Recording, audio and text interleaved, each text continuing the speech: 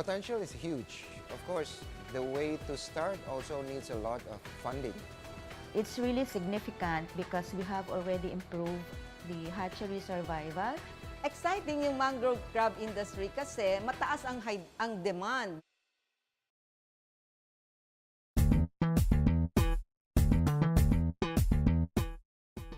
Yung mga adult crabs, itlog namin dito hanggat mag-hatch yung kanilang itlog.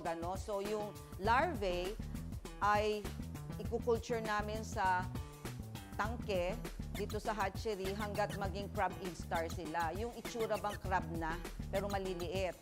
So yun, dadalhin na namin siya sa nursery ponds na merong cages. Doon siya palalakihin for 1.5 months, no? So after 15 to 30 days, mag-spawn sila. So pag spawn nila, i-transfer namin sa hatching tank. Then i-condition ulit for 9 to 11 days. So after 9 to 11 days, mag-spawn sila. Mag-hatch. Then yung iba dalhin na sa nursery ng self-deck, doon na i-nursery.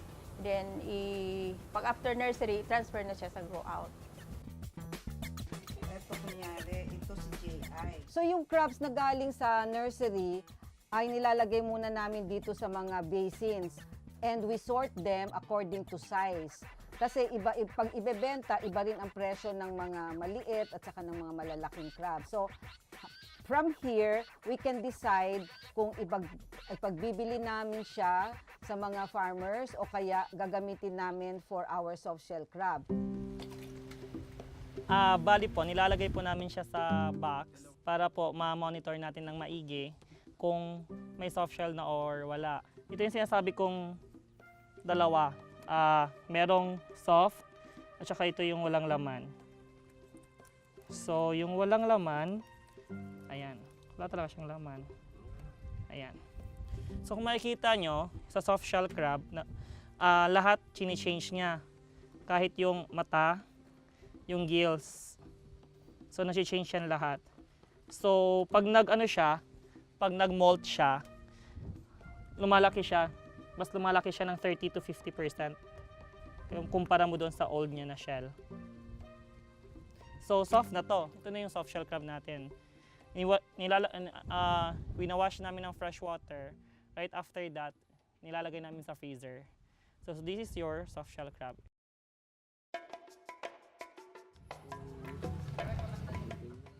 After ma-harvest, dadalhin namin dito sa may caretaker's hut, and then prepare kami ng clean na tub, and then may clean na fresh water. Ilalagay namin yung newly harvested na crab with aerated siya. So purpose niyan is parang mas tatagal yung yung pag hard niya, and then yung is parang lalabas niya yung alat sa katawan niya. So after 30 minutes na, ilalagay sa plastic, cling wrap, ano gid siya, i-close gid siya.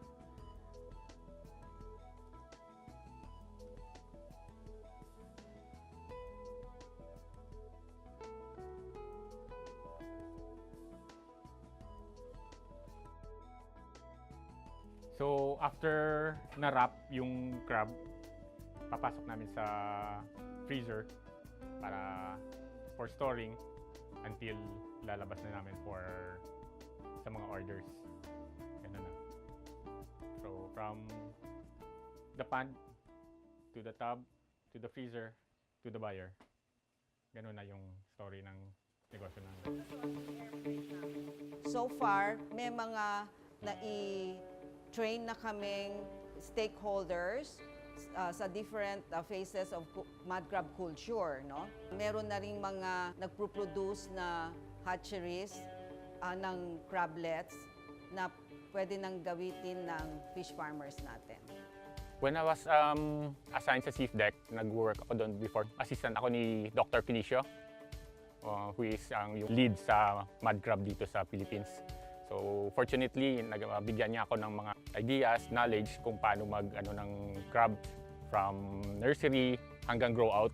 And then during one of those mga studies, nag-study kami na paano mag-grow ng soft shell kasi meron ng mga negosyo ng crabs as mga crablets, pero nagbebenta rin for fattening, and then may nagbebenta din for grow out. So may mga ibang-ibang market yung crabs. Usually, pag ganitong kailangan nila ng technology, kailangan nila malaman ng technology, we usually invite them to see our facilities and show the operation. The training is very informative because for me, I have zero experience at all. And with the zero experience, I thought it's going to be very difficult. But the way they explain things, the way things rolling, it's informative and quite easy to follow. Syempre, malaki yung namamatay sa crabs. So from soya 1 to soya 5, mataas yung mortality rate. So mga 10 to 15%. So from soya 1 hanggang crab instar, andyan lang kami sa 3 to 7%. So average siya mga 5%. So project sa SIF-DEC at saka sa Picard, DOST, so at least malaki yung naitulong ng Picard at saka DOST sa SIF-DEC. Ang SIF-DEC naman contribute sa mga technical, support sa mga grower para to teach them how to grow crabs at saka how to learn in grow out ponds. So at least malaki din ang naitulong talaga ng DOST sa SIF-DEC at saka sa small grower to grow crabs. Kasi yung some of the major issues facing the mud crab industry are the lack of seed stock. Ito yung mga kulang sa crablets na ilalagay for farming, ano. And then the use also of fish as food for the crabs in the grow out ponds. Pag fish ang ginagamit natin, nakikipag-compete tayo sa mga tao, no, para sa pagkain. And then also diseases in the grow out ponds, no? Yun ang mga in-address namin sa programa namin under DOST. Although we still have other issues that we also addressed under the program. This is something that the country is currently lacking, crabs. Currently, everybody's taking it from the wild. So now the supply of crablets or small crabs, both for the farmers as well as the market, is declining rapidly. So I just see that there's a potential in doing this, in supplying the farmers with newly hatched crabs. So that's why I'm here. In my country, the demand in macro crab is every day. Every day in the island where I live, in Huahine, people are selling crabs on the market. They're selling to the other shop in Tahiti, and the demand increasing. So now we can see smaller crab. They didn't respect the regulation. There is a small black market. You can have small crab female crab, hatching crab. So it's no good. That's why I'm here to have the project, to have a sensibilization of my government to say, okay, I know how to produce crablets, and perhaps I will sell these crablets to other islands to make the broodstock live again. Siyempre, pag nasa soft shell crab production ka, mas maikli yung culture period mo compared to the hard-shelled crabs, no? Pero yung market mo naman dito kasi iba-iba eh, no? So, yung ibang ayaw maghimay, pwedeng kumain yung soft shell crabs. Kasi pag kiniluto mo yan, ano lahat, makakain mo. Samantalang yung malaki, syempre maghihimay ka pa doon. Pero, you can export that na live. Kasi yung ibang consumers gusto nila ng live, no, na crabs. When we sell this, for example, this one, yung crab, 500 pesos per kilo. But you eat the whole 500 pesos. If you buy the regular crabs na ano, for 400 pesos na lower, but you eat only mga 20% of that. So yung meat lang, but yung shell niya na mas yung na matigas na hindi mo makakain, na more yung weight niya.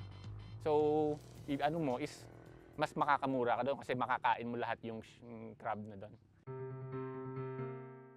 Dito sa Iloilo, may mga gourmet restaurants, yung brewery, farm-to-table na restaurants, and then yun, nakilala ng mga ano, tapos ibang mga chefs nagsasabi na, uy, matagal na namin hinahanap to sa States, ito yung palagi kong kinakain, pero tapos sa Thailand, ito yung kinakain namin. Soft-shell crab is really not too popular before here in our city, and it's because you cannot really get a produce here. So, when we opened Farm to Table, people were surprised that we are serving soft-shell crab tempura and soft taco with soft-shell crab, and they usually ask, where did you get this? This dish is very close to my heart. It's called the soft-shell crab tempura. We wanted to present the first time we served the soft-shell crab in something familiar with the people, which is tempura. Of course, so we have to serve it basic, the soft-shell crab tempura. And we were so amazed with the reception and how the people reacted to it, and they loved it. And so we continued to experiment how to find ways to be creative in serving it in another manner. But again, this is the original way how we serve the soft-shell crab in our restaurant. We serve it as a tempura. This is the soft taco with soft-shell crab and coconut coleslaw. Our coleslaw is with gata, corn, red cabbage, and carrots. And of course, the star of this dish is the soft-shell crab.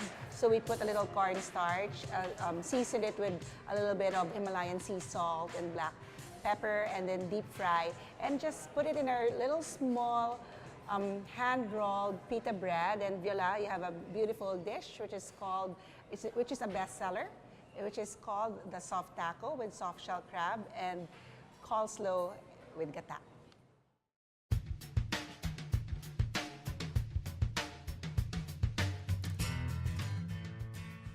I would like to invite everyone, of course, to support the local suppliers of Iloilo, to support our farmers, to support our local fishermen, because this is the only way to give back to the community.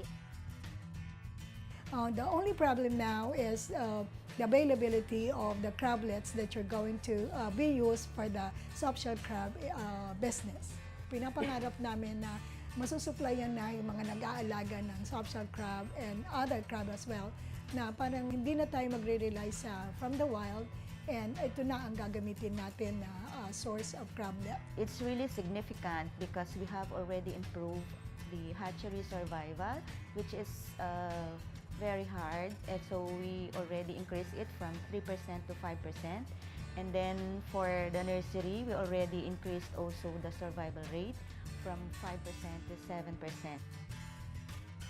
We're now encouraging commercial adopters of this technology para nga masabi natin na we can have an established soft-shell crab industry in the Philippines.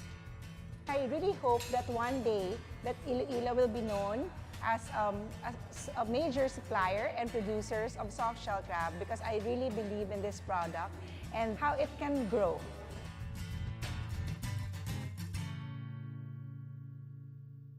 Missed an episode? Want to try Pinoy recipe?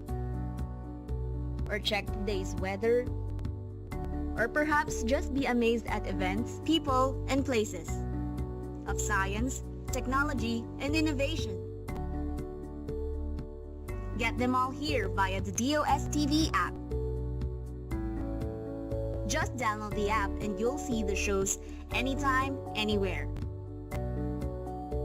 Don't be left behind. Be updated and watch DOSTv. DOSTv app. Now available on Google Play.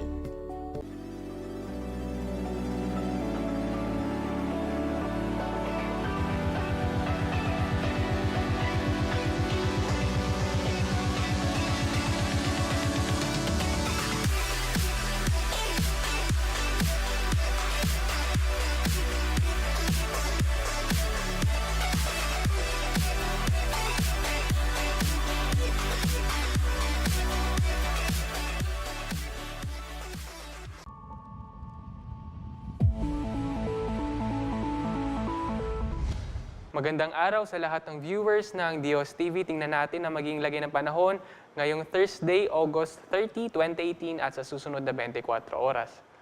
Sa kasalukuyan, southwest monsoon pa rin o hangin habagat ang magdadala ng pagpaulan dito sa extreme northern Luzon. At update dito sa dalawang weather disturbance na binabantayan natin. Una, itong nasa labas ng Philippine Area of Responsibility. Ito ay isang typhoon na may international name na Jebi. At ito ay huling namataan sa layo na 3,030 kilometers east ng Northern Luzon at may taglay na hangin na umabot ng 140 kilometers per hour malapit sa sentro nito at pabugsong hangin naman na umabot ng 170 kilometers per hour. Ito ay patuloy na kumikilos west-northwest at inaasahan natin na ito ay papasok ng Philippine Area of Responsibility by Sunday at lalabas din ito ng PAR by Monday. So, panandalian lang po yung inaasahan nating tagal netong si Typhoon Jebi. At samantala, meron tayong low pressure area na huling namataan sa layo na 1,000 kilometers east ng Giwan, Eastern Samar.